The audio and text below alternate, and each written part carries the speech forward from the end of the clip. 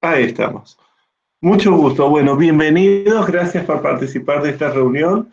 Hoy vamos a trabajar la unidad 13 del programa y el jueves vamos a trabajar la unidad 14, que es contratos. En esta unidad 13 hay dos temas a trabajar, que son aeronave y el personal. El personal va a ser bastante breve. Aeronave es el punto fuerte del platillo del día.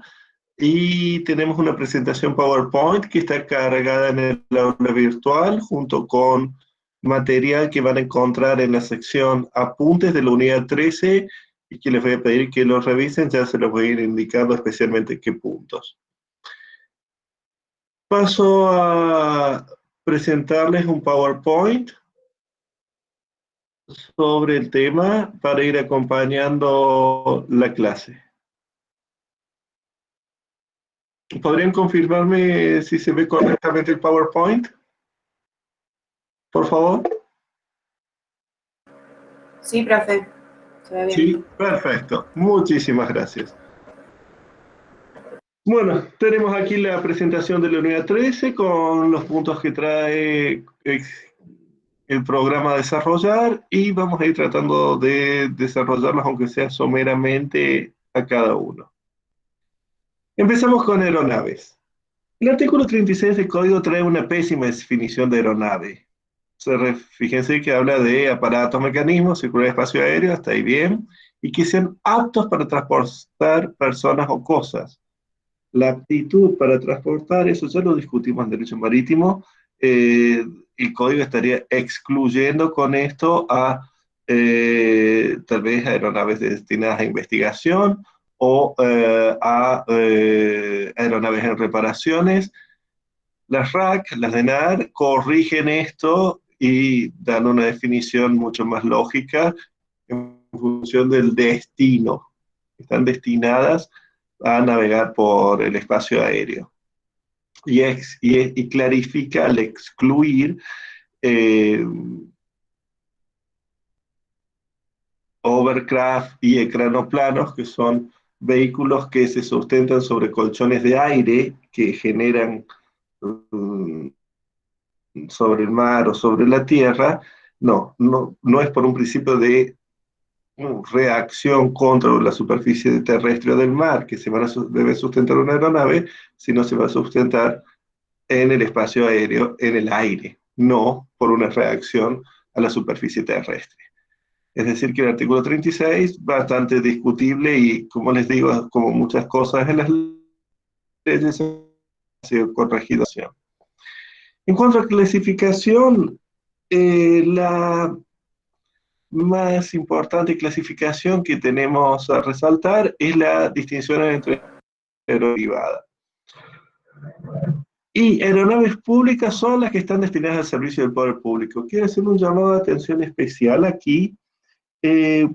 Por ejemplo, en muchos países, especialmente en el tercer mundo, y muy particularmente nosotros, ciertas actividades comerciales son llevadas adelante con aeronaves matriculadas como matrícula de aeronaves públicas. Por ejemplo, la de las líneas aéreas del Estado, la línea aérea de fomento que tiene la Argentina, muchos de sus servicios los prestan la mayor parte con aeronaves de la Fuerza Aérea, con tripulaciones de Fuerza Aérea, y ustedes pueden tener un Hércules camuflado con equipamiento militar, no armas, pero sí equipamiento tecnológico militar, radares, antenas y demás, y matrícula militar y su pintura de camuflaje, hacen un transporte de pasajeros entre Comodoro Rivadavia y Buenos Aires.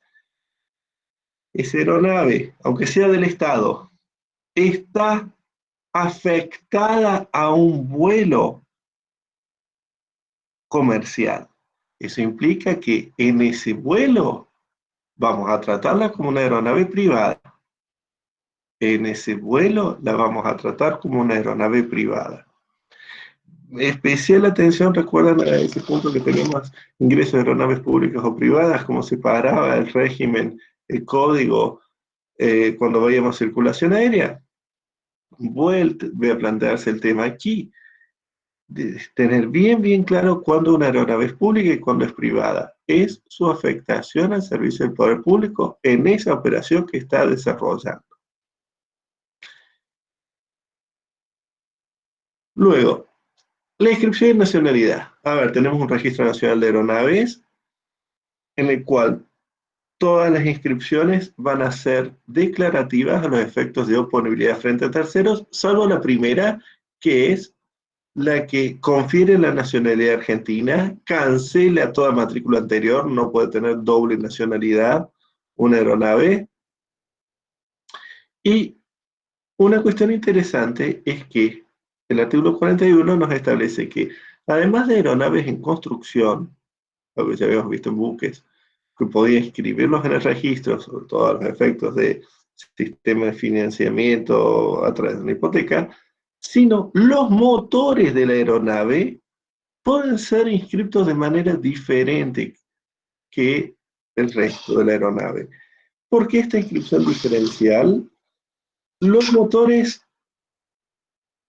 en una aeronave pueden llegar, a ver, si ustedes toman un 747 y además tiene 4 motores, los motores son la mayor parte del precio final de la aeronave, esas turbinas. Y las turbinas tienen, sobre todo las turbinas, los motores menos, pero sobre todo las turbinas, la facilidad es que usted la desengancha de un avión y la coloca en otro avión. Entonces va a seguir una vida independiente del resto de la aeronave. Y por su costo puede requerir un financiamiento independiente. Entonces, no solo voy a inscribir la aeronave, sino puedo inscribir también una aeronave en construcción y también los motores con un registro independiente. Marcas distintivas, ustedes verán esos códigos alfanuméricos que normalmente se encuentran en el timón de cola de la aeronave y en las alas. El artículo 40 establece que tienen que llevar estas marcas. Argentina, según cada país, en NOAA se ha ido registrando distintos grupos de códigos para identificar primero la nacionalidad. Cuando ven una con letra N, son aeronaves privadas norteamericanas, November.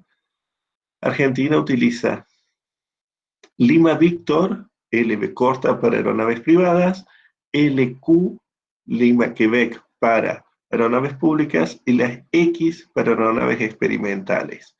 Las aeronaves experimentales son las que no tienen certificación y que solo pueden ser utilizadas por su propietario. No pueden aplicarse a tareas de transporte, trabajo aéreo, fumigación, escuela de vuelo. Las horas de vuelo que realicen una aeronave experimental no suman a los efectos de las certificaciones y el brevet de piloto. Son las que usted hace en su garage o alguien que quiere experimentar o los prototipos que pasa a la fábrica de aviones. Esa se llama matrícula X experimental. Prestar atención, y ha habido casos de accidentes con personas fallecidas aquí en Córdoba al respecto. Todos esos ultralivianos que ven muchas veces son matrícula X experimental. Es decir que, fíjense, no se podría dar un curso de ultralivianos porque no podría estar a bordo otra persona que el propietario. Prestar mucha atención a eso. Hace relativamente pocos años y siguiendo una modificación en la legislación norteamericana, se creó una categoría nueva de aviones en las normativas de la RAC y siguiendo la normativa norteamericana, la FAR, la regla FAR, que es el régimen reglamentario. Se les conoce a las aeronaves por el capítulo en el que ingresan en esta reglamentación. Entonces usted dice una aeronave FAR 23, es una de 4 pasajeros más, una FAR 25, una FAR 21, distintos tipos de aeronaves hasta que llegan a los de doble pasillo y demás. Se generó un capítulo especial para los VLA. Very Light Aircraft. Ultralivianos que logran que, teniendo ciertas características muy especiales en su construcción, diseño y prestaciones, pueden pasar ciertos sistemas, ciertos requisitos de habilitación.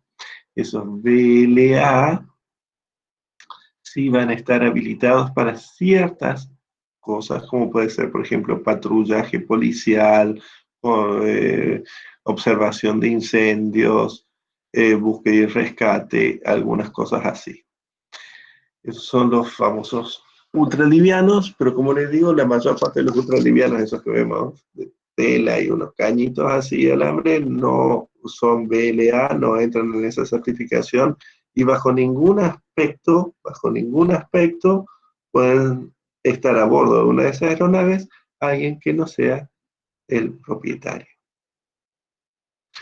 Hay otros casos, una persona cuando cae la Unión Soviética, varios de los países que estaban esclavizados detrás del muro de Berlín pusieron sus viejas flotas a la venta en remates como chatarra, y un argentino se compró un MiG-15 polaco y sin armas, por supuesto.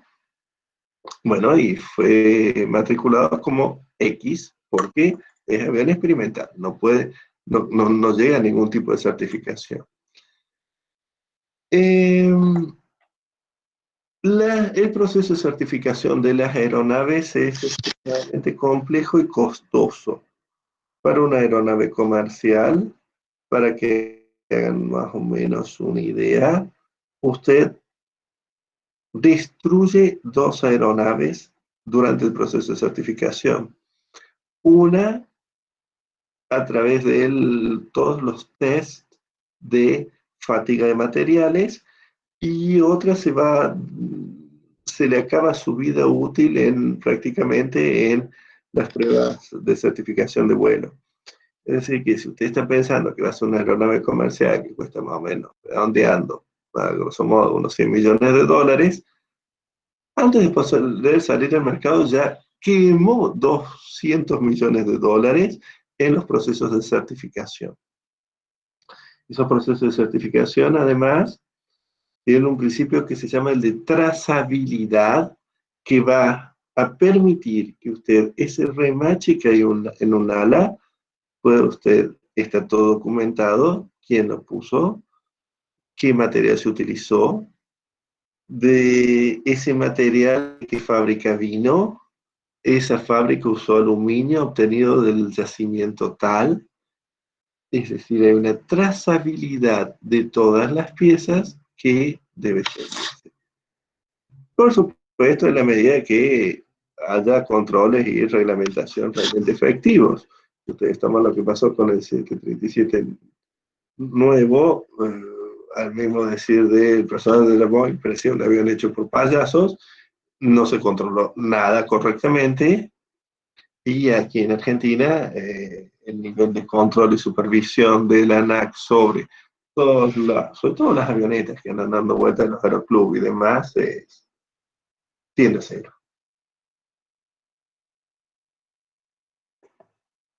Uno de los problemas más grandes que tiene Argentina son los aeroaplicadores.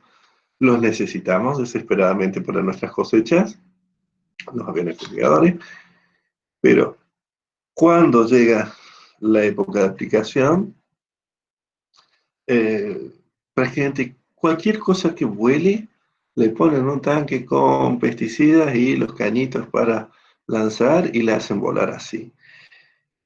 Yo diría que más o menos el 90% de los aeroaplicadores que andan circulando en Argentina en una temporada están completamente fuera de norma.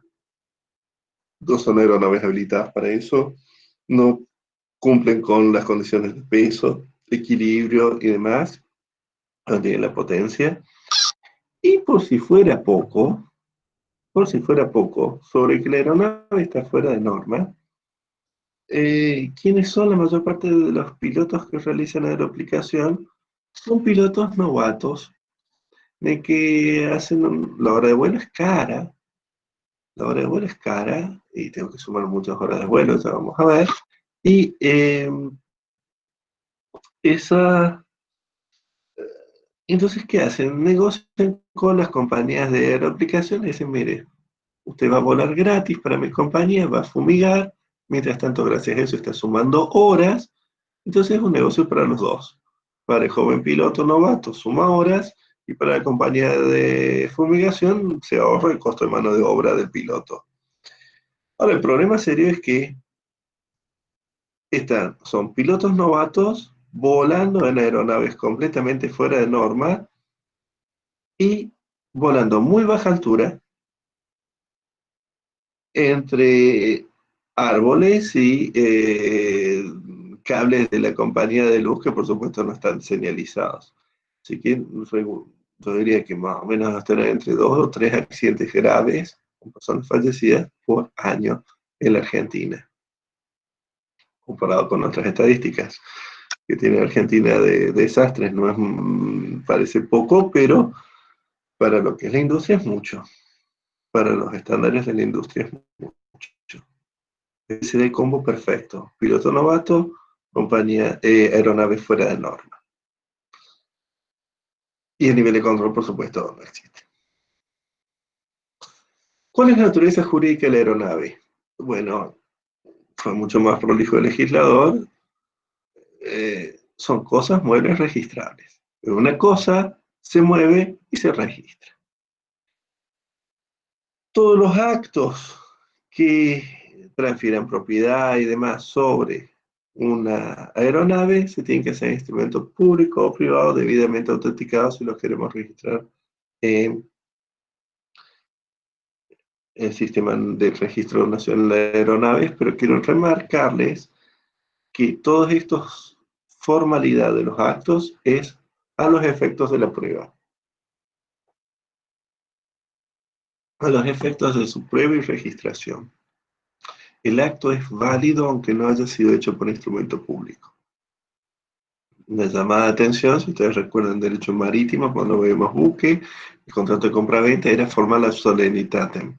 En un formal solemne, la forma era un elemento de la declaración de voluntad de las partes.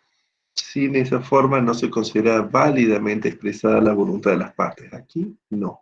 La forma es solo el efecto de la previa registración.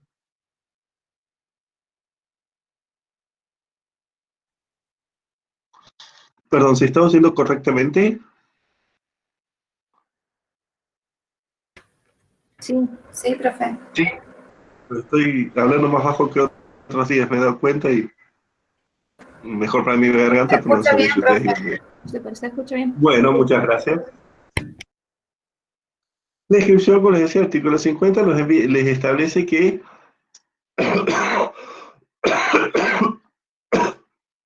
todos estos actos no van a tener efecto frente a terceros si no van seguidos de la inscripción del registro. Recapitulando,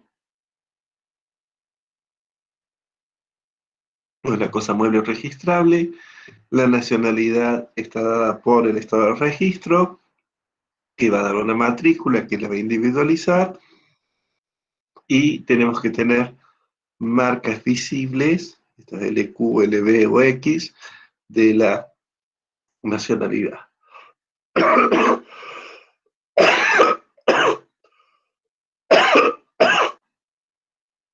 Perdón. Las aeronaves de las fuerzas de defensa llevan matrículas distintas, son en función de su destino. Entonces va a tener los aviones A, que son aviones de ataque, los aviones que van a haber aviones con la T, que son los de transporte, por ejemplo, el Tango 01 no es porque sea el Tango de Buenos Aires, sino porque es un avión de transporte.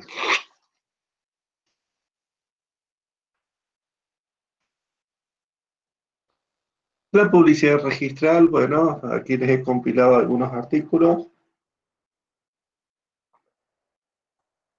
Todo lo que van a registrar, actos que transfieran, modifican la propiedad, derechos sobre la aeronave, hipotecas, embargos, cesación de actividades, los contratos de locación de aeronaves, por el cual voy a transferir en condición de explotador, y en general cualquier acto o hecho jurídico que pueda alterar o vincular la situación jurídica de la aeronave. Es decir, es muy amplio, entonces está detallado luego en la NAC.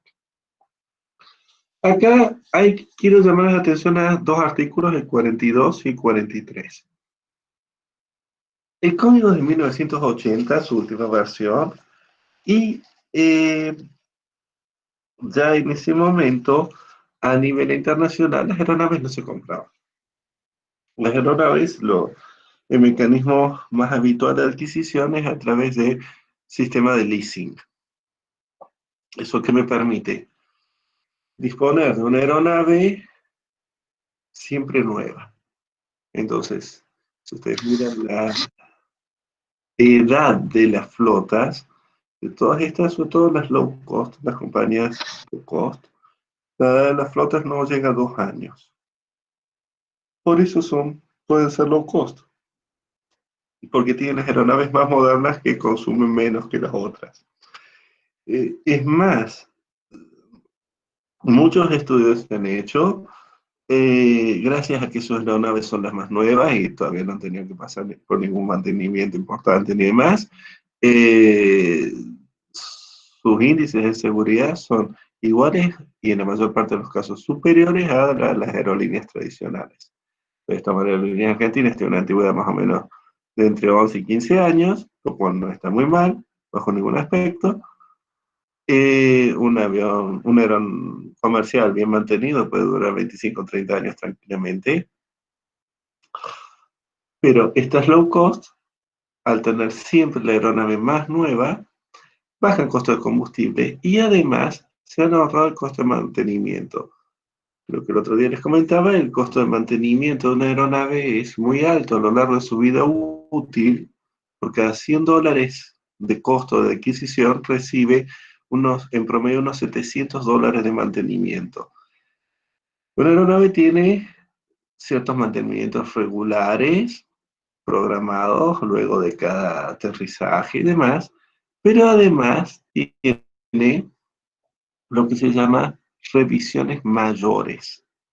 Esas revisiones mayores, que depende cuándo le toca hacer una serie de indicadores, cuántos ciclos de motor, tomas de pista, horas de vuelo, son una serie de indicadores que se utilizan, pero más o menos redondeando en una aeronave comercial, en un avión de pasajeros, puede andar más o menos entre los 7, 8, 9 años de uso. Esas revisiones mayores son carísimas. ¿Por qué? Porque se desarma completamente la aeronave. Se la desarma completa. Se cambia todo el cableado. Se testea cada una de las piezas. Si hubiera fatiga, hay que cambiarla, pero mientras tanto hay que desarmar y testear todo. Se hace una revisión mayores. Desarmar el avión, revisarlo, pieza por pieza y volverlo a armar.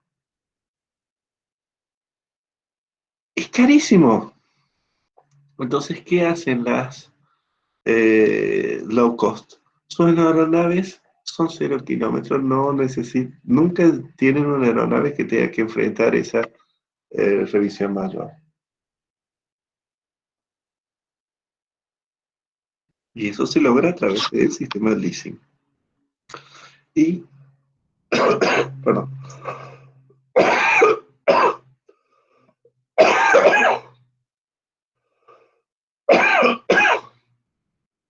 perdón.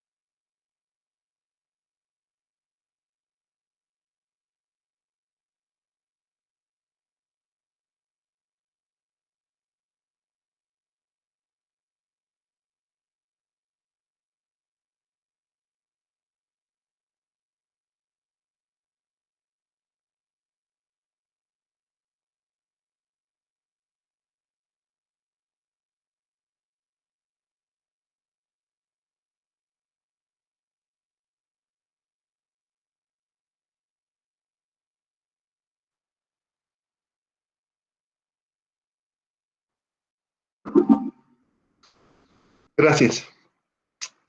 Si ustedes toman las grandes constructores de aeronaves, como Boeing, por ejemplo, su división más grande es Boeing Capital, que es la unidad de leasing.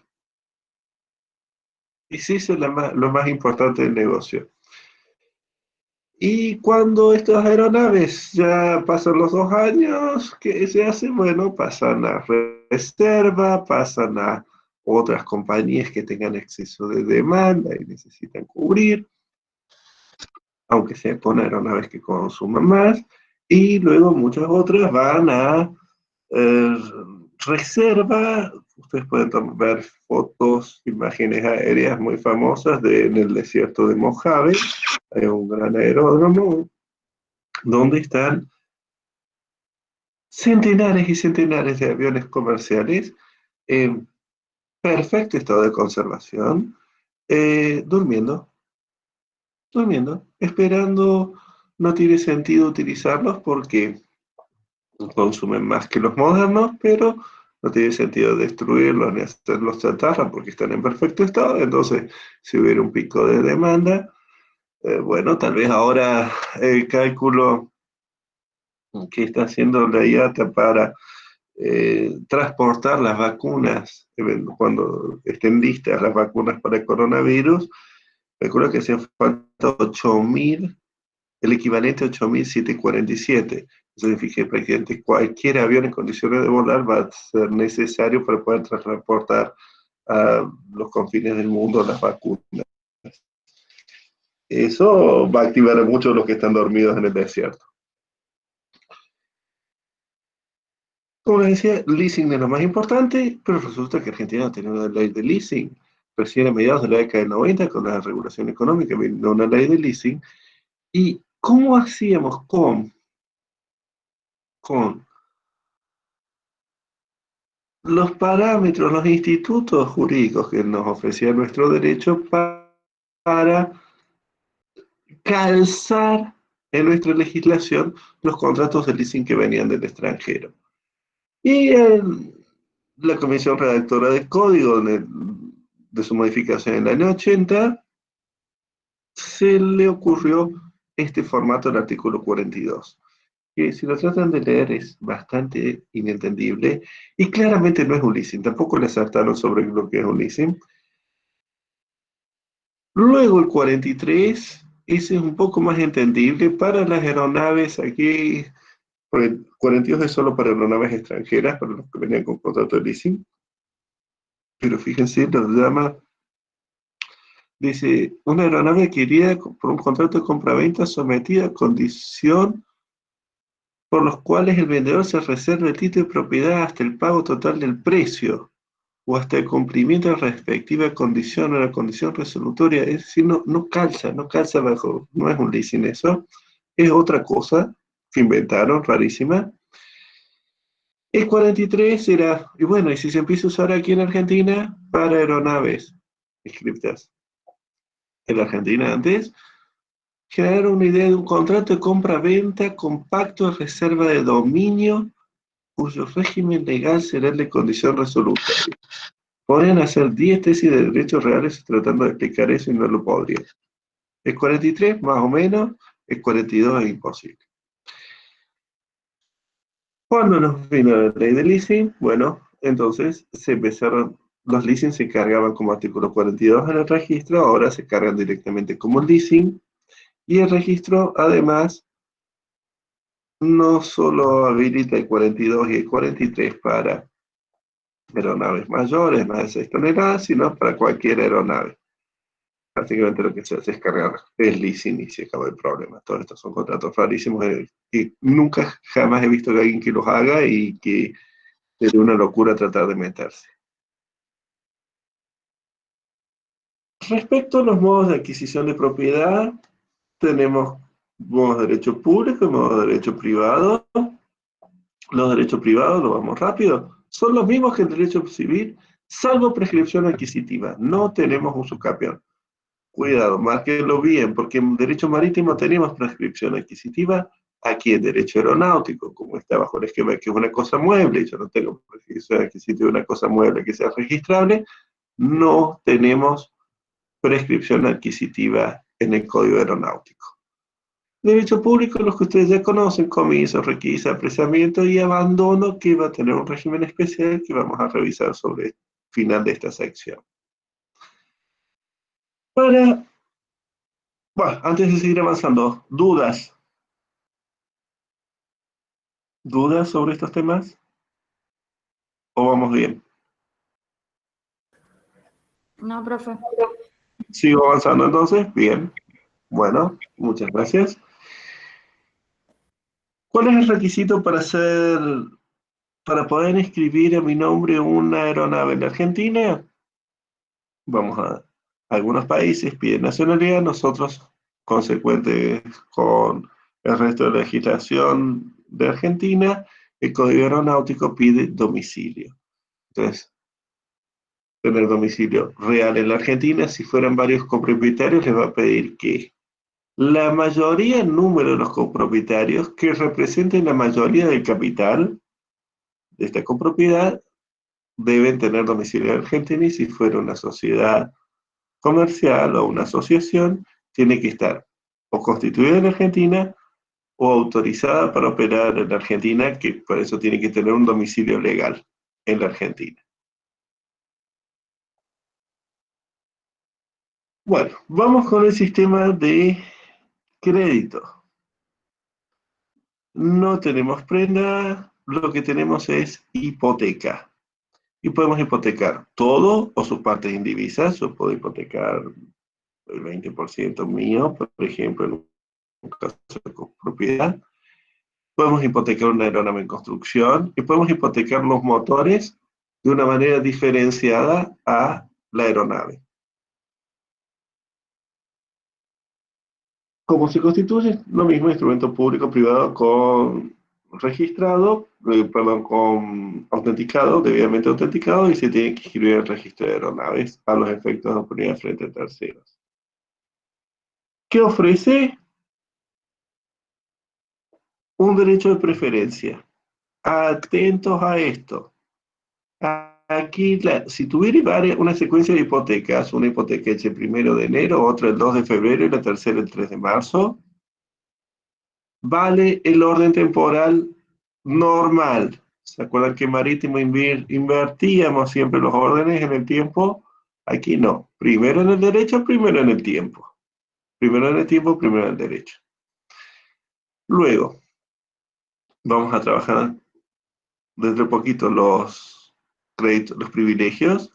Luego de los privilegios aeronáuticos, va a cobrar el acreedor hipotecario. Y la hipoteca se extiende a la indemnización que eventualmente cobrará el propietario por pérdida o avería de la aeronave.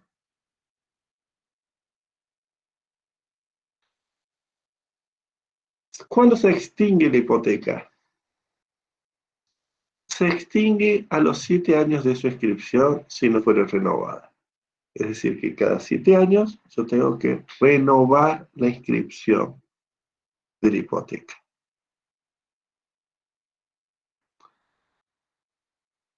Eso respecto a hipoteca. Veamos la cuestión de los privilegios que debemos mencionar.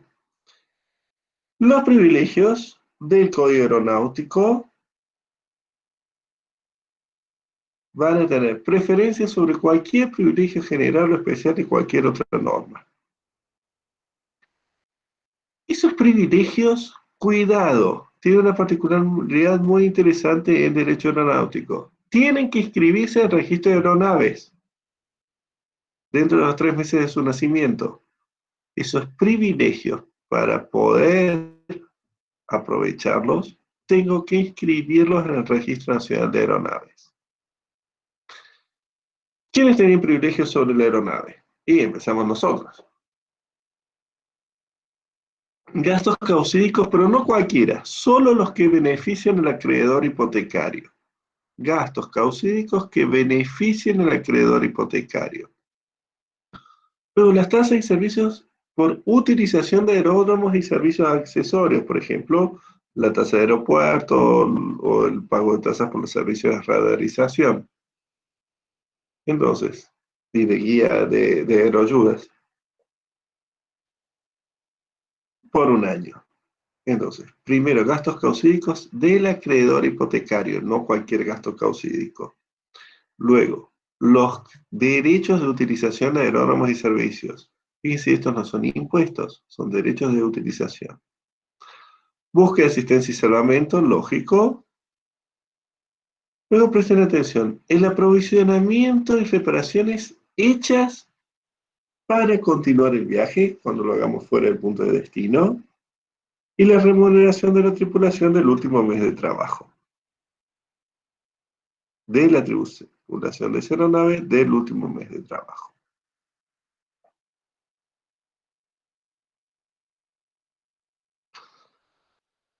Los créditos.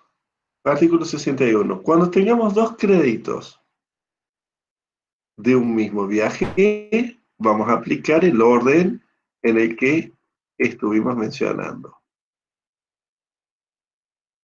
Causídicos del acreedor, hipotecario, derecho de utilización y demás.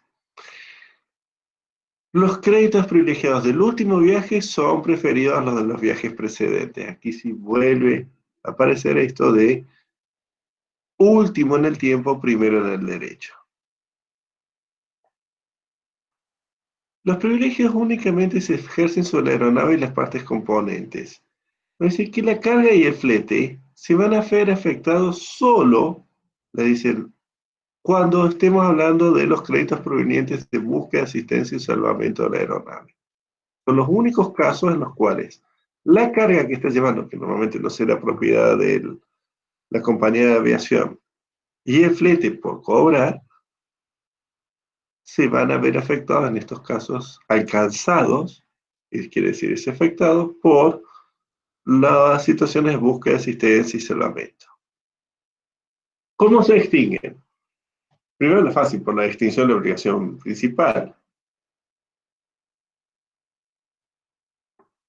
Luego, si pasaron más de un año de su inscripción sin que sea renovada, en hipoteca eran 7 años, acá tengo un año, y luego por venta judicial de la aeronave, que eso es más que evidente. Los privilegios estos sobre las mercancías que estamos transportando se extinguen dentro de los 15 días de la descarga. Presten mucha atención a eso. Y este privilegio sobre las cosas cargadas no requiere inscripción. ¿Dudas hasta aquí?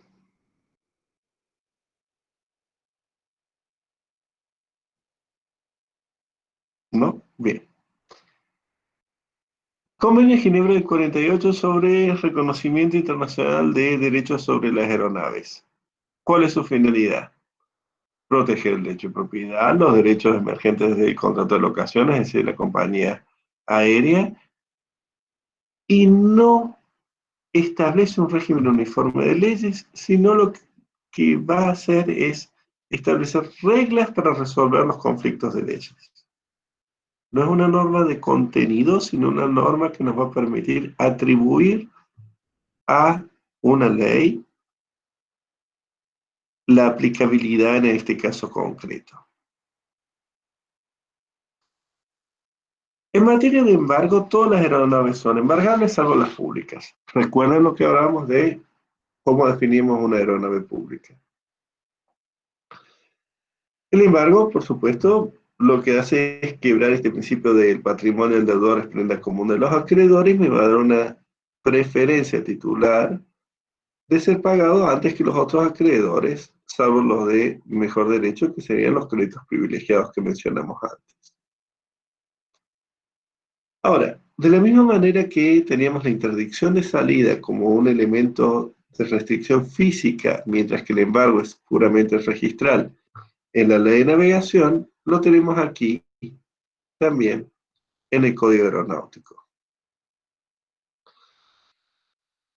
El artículo 73 nos va a establecer que este embargo va a venir, se va a acompañar con una interdicción de salida, una inmovilización de aeronaves, primero cuando se da un embargo ejecutivo. Segundo, cuando se trate de un crédito acordado para la realización del viaje y aun cuando la aeronave esté lista para partir.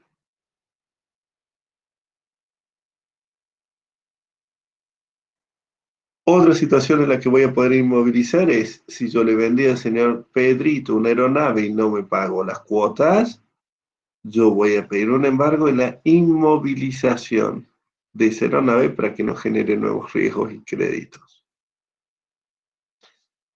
El artículo 74 es bastante entretenido porque les habla del abandono y les va a distinguir dos situaciones.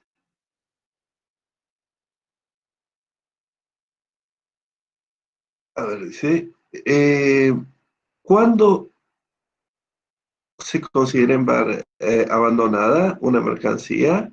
Cuando entre los 6 meses siguientes al hecho que genera que afecta a la aeronave, si en esos 6 meses no se presentara a reclamar esa aeronave que está accidentada o inmovilizada, va a considerarse abandonada a favor del Estado. El artículo 75 nos habla de peligro en la navegación aérea y dice que el Estado puede proceder a su inmediata remoción.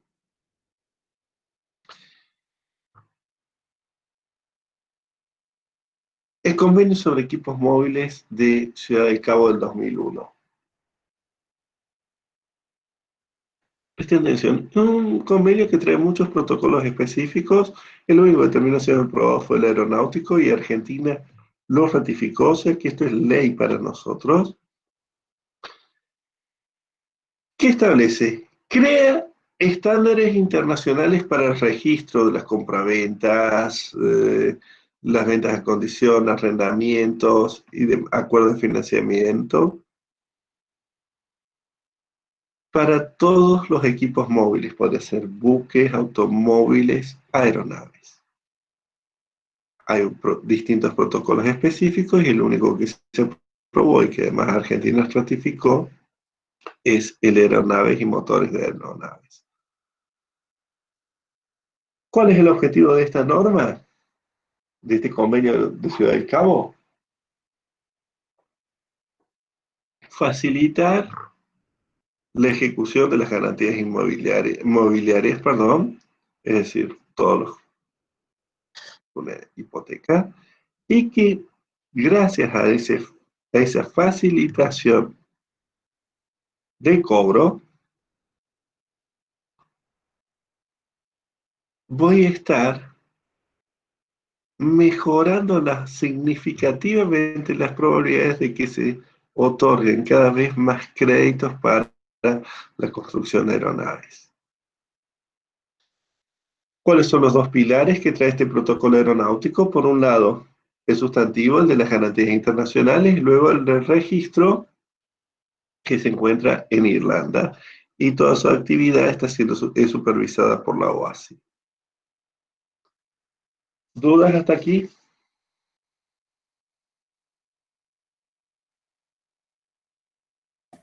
No. ¿Va bien? Bueno. Un mensaje ahí. No, profesor. No, bueno. Alguien que me preguntó, señorita Rossi, hace un rato y no lo vi.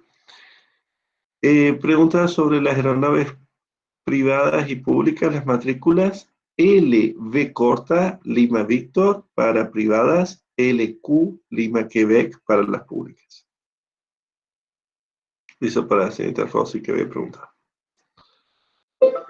Bueno, ¿qué son los BANT? Son lo que normalmente llamamos drones. Es decir, no hay nadie a bordo. Argentina ya tiene una reglamentación, aquí la pueden entrar al sitio de la ANAC y descargarla.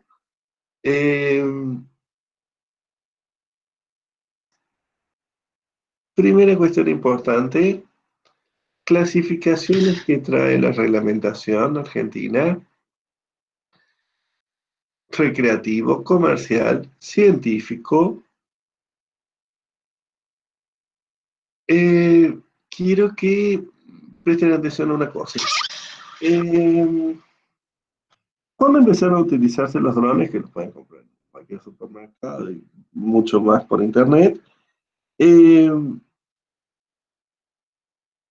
esos,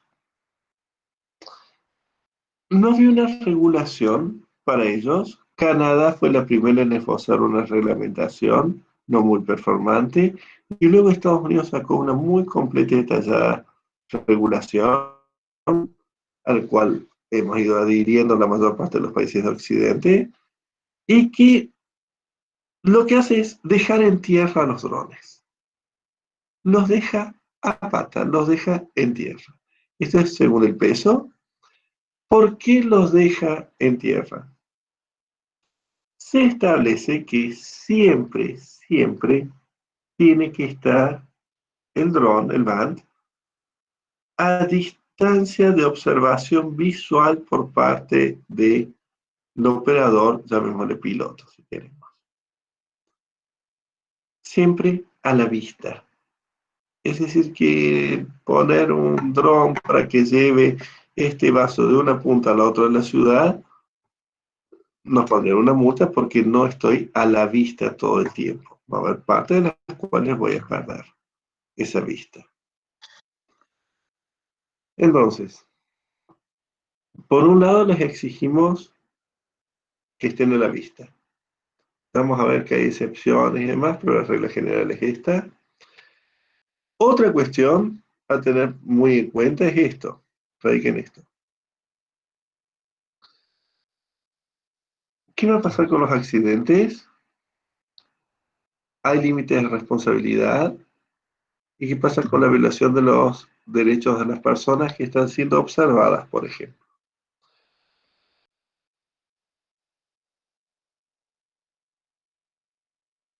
Respecto a lo último, juegan todas las cuestiones de derecho a la intimidad y además ciertas normas como la ley de base de datos, porque al estar este dron capturando información, pasa a aplicarse de manera automática la ley de base de datos y el habeas data y demás.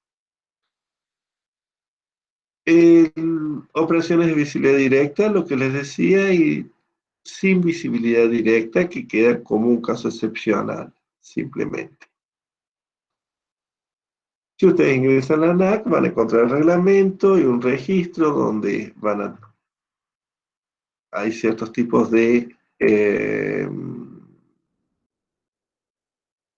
perdón, ciertos tipos de drones que según su utilización, por ejemplo, comercial y su peso, van a necesitar cursos o certificaciones especiales la tripulación, perdón, el piloto. Estados Unidos mató a los drones prácticamente con su reglamentación, que es la que tenemos nosotros, al exigir enfáticamente la observación por parte del piloto, y que además este piloto u operador, como quieren llamarlo, se le aplican todas las normas de la cabina segura de la aeronave. Así que básicamente tenemos que poner una caja blindada para que desde ahí opere el BAND con largavistas para tenerlo siempre en contacto visual. El vuelo autónomo, que es lo realmente interesante, no ha sido receptado por la legislación norteamericana ni por ninguna legislación de Occidente. ¿Dudas? Por favor, dudas antes de que entremos en el personal. Profe, Sí. yo le quiero preguntar, ¿son aeronaves entonces los drones? No, no son aeronaves. Bien. Están regulados por la ANAC, pero no son aeronaves. Ah, No son aeronaves en el sentido del artículo 49, no son aeronaves en el sentido del sistema de limitación, no son aeronaves. bueno, profe, gracias. Ah, por favor, doctor. A ver, ciertas cosas como los delivery hechos por drones, imposible de hacer con la legislación norteamericana o la argentina. Tener taxis aéreos como se trata en Dubái, que se iban a hacer algunos, tampoco se puede hacer aquí ni en Argentina ni en Estados Unidos, porque La ley de drones me exige estar siempre a distancia de vista. Vamos con el personal. Tengo personal a bordo y personal de tierra. El personal de tierra tendrá el jefe de aeródromo, el equipo de rampa y demás. Rampas son los que llevan las maletas y mercancías y provisiones a la aeronave y la estiban. ¿Cuál es el régimen del personal aeronáutico? El artículo 87 nos dice que se rige por las relaciones laborales del personal, se rige por las leyes de la materia, es decir, Código del Trabajo. Aquí les agrego legislación laboral general y convenios colectivos, porque lo realmente importante en aeronáutico son los convenios colectivos. Son los convenios colectivos, ustedes van a ver que para los pilotos y personal a bordo hay 5 convenios distintos. 5 convenios distintos. Y llegamos al explotador, que es quien utiliza legítimamente por cuenta propia o no una aeronave. Es el equivalente al armador. Son Aerolíneas Argentinas, Air France y demás, las compañías de navegación que tal vez tienen alquilada la aeronave, pero la van a pintar con sus colores y explotarla. Explotar esta aeronave. De la misma manera en la que ustedes habrán visto en derecho automotor, en derechos reales sobre automóviles, que por el sistema de responsabilidad que tienen, no me es indiferente que den enganchado yo, propietario, con las actividades o matufias que desarrolle el comprador. Entonces, nos dice que vamos a hacer, si somos propietarios, somos explotadores, salvo que hayamos hecho un contrato de arrendamiento, locación específicamente que lo sustraiga, y también que supongamos una relación entre explotador y propietario, el propietario puede proceder a la inscripción en el registro si esa inscripción no lo hubiera hecho oportunamente el adquirente, la compañía de navegación. ¿Por qué? Entonces hago esto para cortar todas las acciones que si esté inútil porque no sabe volar y demás genera muchos créditos en contra, no me van a llegar a mí porque puse un bloqueo registrado. Bueno, aquí están los que veníamos hablando. La habilitación. Todo el personal aeronáutico, toda la tripulación a bordo y el personal en tierra necesitan certificaciones de identidad y de competencias hechas por la autoridad aeronáutica.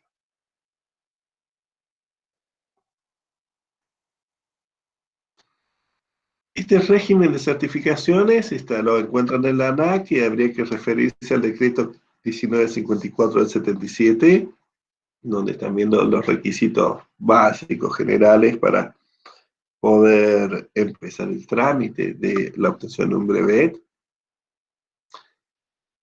El artículo 77 nos dice que obtenido mi condición de piloto en otro país y en ese otro país estamos vinculados por un tratado como el Mercosur, tenemos que hacer lo que dice ese país. Y si no estuviéramos dentro de un acuerdo,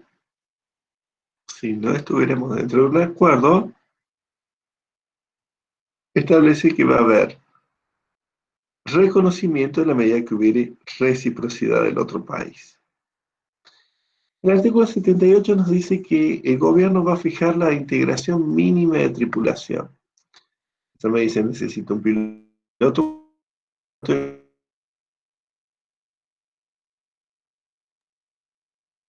hermosas. El asistente fijar, eso lo va a fijar. ¿Quién? La tripulación mínima la va a fijar la autoridad aeronáutica porque hace la seguridad del vuelo. Y vamos a la figura de comandante. Toda aeronave debe tener un piloto a bordo para conducirla investido en las funciones de comandante.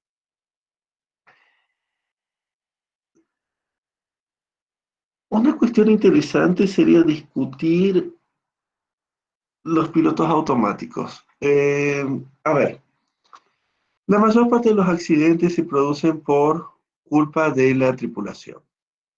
El piloto genera el 80% de los accidentes graves.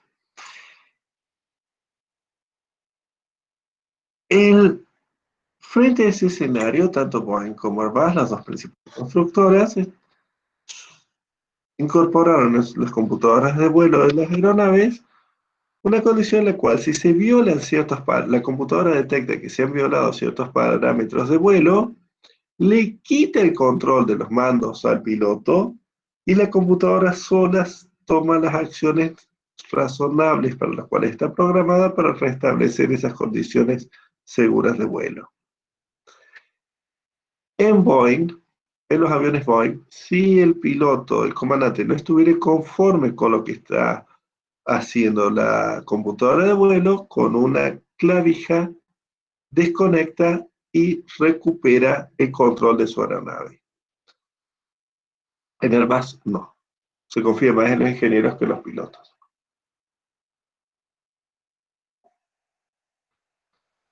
Visto de ese modo, si yo no puedo recuperar como piloto el control de la aeronave, no estoy transformándome en una aeronave sin piloto.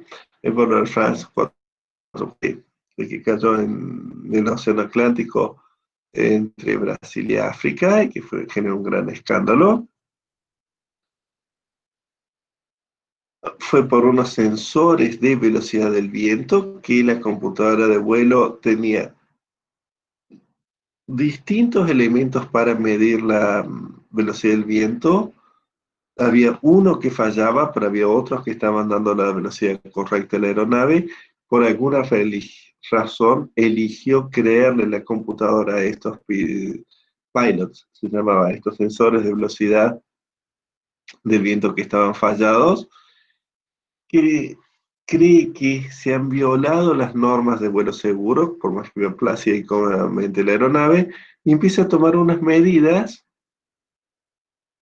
que terminan en un desastre. Una semana antes de lo del vuelo de Air France, le había ocurrido a un vuelo de Qantas, que volvía a Europa desde Australia, con otro vuelo de pasajeros, con la gran ventaja de que fue de día el problema. Entonces, ¿qué hicieron? Los pilotos rompieron los tableros hasta poder encontrar el cableado y a patadones, según la expresión que utilizaron, hasta poder encontrar los cables y desconectar, porque lo que hacía era se los tiraba en picada. En un momento frena la picada, estabiliza, pero vuelve a creer que se han vuelto a violar los parámetros de vuelo y se lanza en picada. Los pilotos en eso lograron desactivar al piloto automático. El de Air France no era de noche, en medio de una tormenta, imposible de trabajar. Otro avión, a los 2 o 3 días del Air France, un vuelo de Air Europa y un vuelo de Lufthansa que iban desde Caribe hacia Francia, detectan primero sus radares de colisión y luego visualmente que les pasa en el medio un avión de Air France en picada. Avisan a sus compañías y cuando llegan a Francia hacen el informe a la autoridad aeronáutica. Ese vuelo de Air France sobrevivió, llegó. La autoridad aeronáutica naturalmente se tomó mucho tiempo en ir a investigar. Cuando fue a investigar qué había pasado con esta aeronave, resulta que había sido enviada a la India para un vuelo comercial. Bueno, queremos los informes de la caja negra, que eso se descarga de los aviones como, ahora lo ven en los autos, por eso se inventó los aviones, los inventó Airbus, se le enchufa y baja una computadora portátil y baja toda la información importante. ¿Queremos ver esa información? No, porque no se lo podemos dar porque justo se nos rompió el cable, fue la respuesta de Air France, así que no se tomaron esos datos. Bueno, cuando vuelva la aeronave, la queremos inspeccionar. Bueno, inspeccionenla, pero sepan que la caja negra tiene... Las cajas negras van sobreescribiendo. Entonces, si no hace falta esta información, al día siguiente la sobreescriben para guardar espacio de archivo de memoria. Y se sobreescriben cada 24 horas. Eso implica que, en la medida que siga habiendo operaciones de la aeronave, en un vuelo a India, ida y vuelta, va a haber pasado más de las 24 horas, conclusión, no se puede hacer ningún peritaje. Y es Air France, una compañía estatal, utilizando un avión fabricado por una compañía estatal como es ADS, en definitiva Airbus, un conglomerado de estados. Son cosas que habitualmente uno está más predispuesto a pensar que haría una compañía privada de bajo costo y cosas así. No, son las compañías estables, grandes, las que hacen estos problemas. La compañía chica, la low cost, nunca habría tenido un avión de esa edad. Nunca lo habría tenido.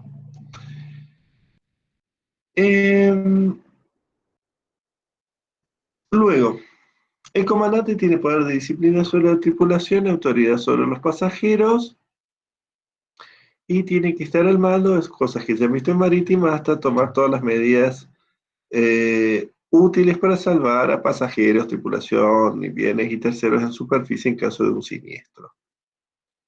¿Cuáles son los derechos del comandante? Primero es ejecutar compras y hacer gastos necesarios para el viaje y para salvaguardar pasajeros, equipajes y carga. Recuerden que es el representante del explotador, que tiene dirección y gobierno de esta aeronave y que va a realizar todos los gastos y contratos que hagan falta para, por ejemplo, comprar combustible para continuar con la expedición. El artículo 84 les establece que tiene que hacer una inspección y control de la aeronave antes de cada partida, pudiendo suspender el vuelo si considera que no están dadas las condiciones de clima o de la aeronave para el vuelo que estamos tratando de hacer. Empieza normalmente con una inspección física, ver que no haya pérdidas, que no haya fisuras por el exterior, van caminando, dando la vuelta a la aeronave, después embarcan y empiezan lo que ustedes habrán conocido como, muchas veces oído hablar como la checklist, una lista de chequeo en la cual son ciento y pico de cuestiones que tienen que verificarse y controlarse. En el accidente tan terrible y famoso y doloroso del APA, el APA Buenos Aires, en Aeroparque, la checklist no la cumplieron y habían dejado configurados los flaps para aterrizar y no revisaron, y pese a que es un ítem de la checklist, que tenían que revisar que estuvieran en posición de despegue, no lo hicieron, entonces cuando despegó se fue de nariz. La aeronave no solo le hicieron la lista, sino que además les empiezan a sonar alarmas, alarmas que estuvieron sonando más de una hora, perdón, más de un minuto y medio, más de un minuto y medio, que un medio en una cabina subiendo le demos bolilla, es increíble, y empiezan luego a sonar otras alarmas para avisarnos que no estaban dando atención a la alarma, y dicen, ¿y esta alarma qué? No sé, no tengo ni idea, ni sabían. Y así se perdió prácticamente un centenar de personas muertas, destruyéndose vidas, familias, esperanzas y demás, por la ineptitud e incompetencia de esta tripulación. El esto se tiene que controlar, hay una serie entonces de parámetros que se tienen que controlar antes de despegar. Yo creo que en los últimos tiempos, en los vuelos internacionales, prácticamente en todos los vuelos que me tocaron, o la mayor parte por lo menos, en los últimos 2 años, los comandantes demoraron la aeronave porque querían cambiar una pieza, querían hacer una revisión extra, querían hacer otra cosa, y la gente se empieza a ofuscar y enojar.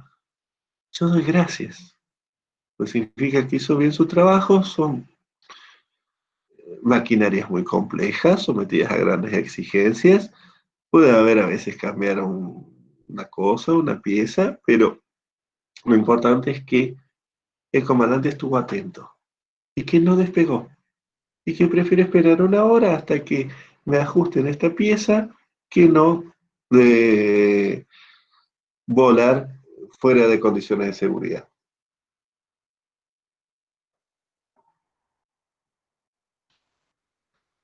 Y luego tienen las que tanto les entretienen a ustedes, las funciones de derecho público, que es testamento, crímenes, matrimonios y demás. Eso lo ven solo, sin ningún problema. Y de situación de tazón, recuerden, en una casa de avería, es así, tuviéramos que aligerar la aeronave, echar mercancías y equipajes y considerar que van a beneficiar a la seguridad de la aeronave. Bueno, estos serían los temas principales de la unidad 13 que hemos estado trabajando. ¿Dudas sobre estos temas?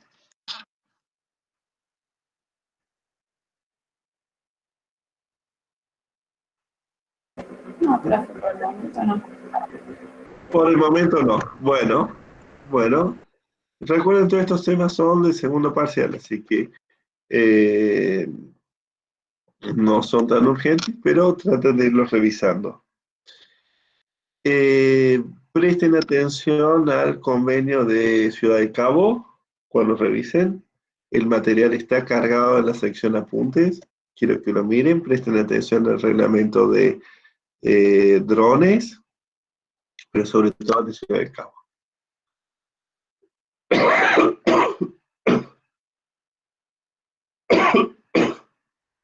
Ay, perdón.